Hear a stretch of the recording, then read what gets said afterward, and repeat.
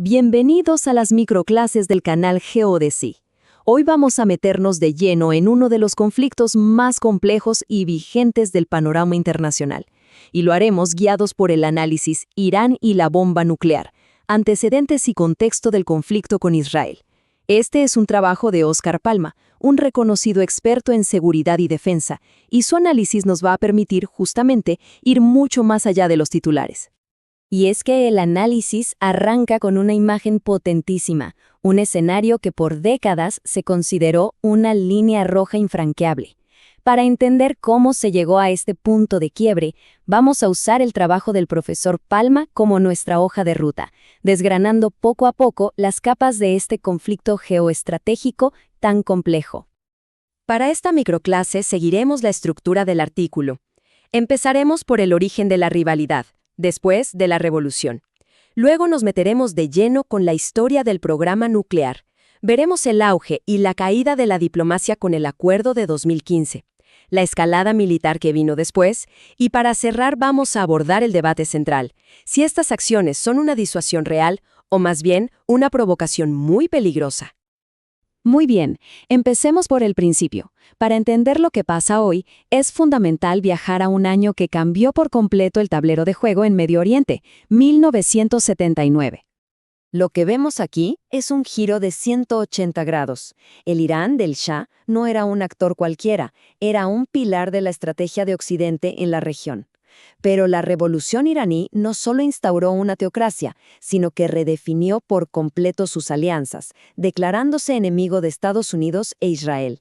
Pasó de ser un aliado a ser su principal amenaza convencional. Ahora sí, pasemos al corazón del conflicto, el programa nuclear. Vamos a analizar cómo un proyecto que de hecho empezó como cooperación se transformó en una de las mayores fuentes de tensión a nivel mundial. Y aquí tenemos una de las grandes ironías de esta historia. El programa nuclear de Irán nació con el apoyo directo de Estados Unidos, bajo la iniciativa Átomos para la Paz. La revolución de 1979 no solo le puso fin a esa cooperación, sino que empujó todo el programa a la clandestinidad. Y ahí se sembraron las semillas de la desconfianza que vemos hasta el día de hoy. Y esto nos lleva a un punto muerto diplomático que es fascinante. Por un lado, Irán insiste en que tiene derecho a la energía nuclear para fines pacíficos y se ampara en que es miembro del Tratado de No Proliferación.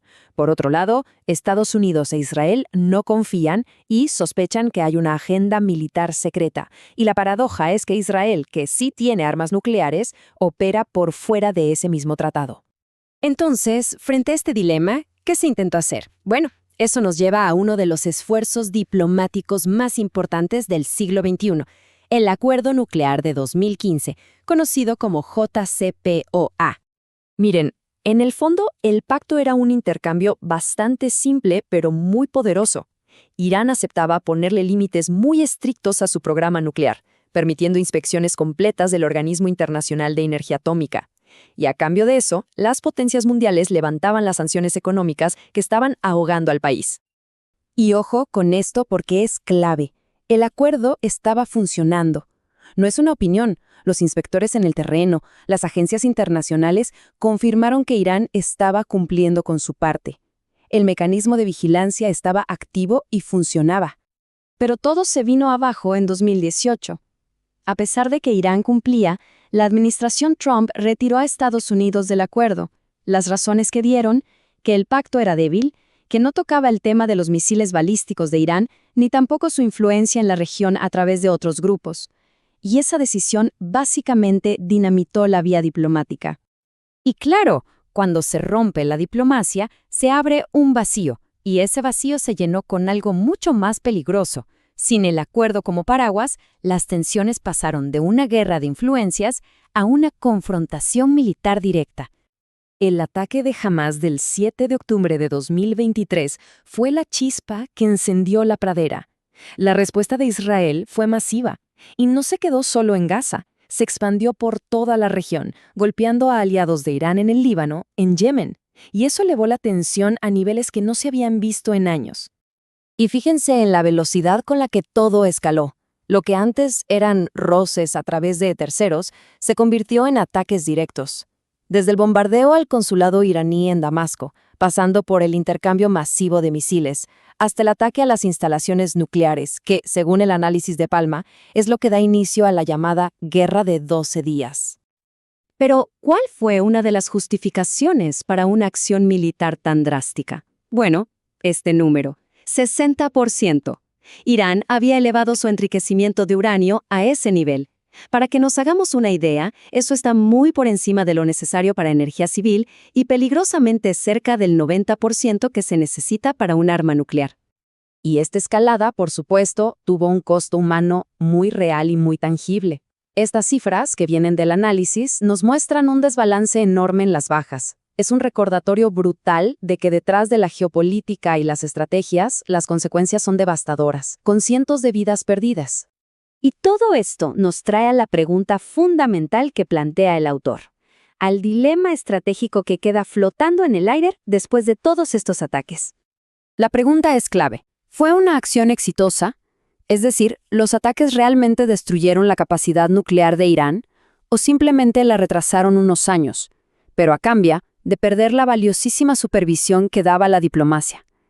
Es el eterno debate entre una ganancia táctica a corto plazo y una posible pérdida estratégica a largo plazo. Y aquí yace la gran paradoja de todo este asunto. Al demostrarle a Irán que un ataque militar contra sus instalaciones nucleares no es un tabú, sino una posibilidad real, se le ha dado el mayor incentivo que podría tener para buscar el arma nuclear. Porque, al final del día, el elemento disuasorio definitivo es tener tu propia bomba. Y con esta pregunta tan provocadora cerramos el análisis. ¿Será que estas acciones militares serán recordadas no como el fin del programa nuclear iraní, sino como el catalizador que finalmente empujó a Teherán a cruzar el umbral nuclear?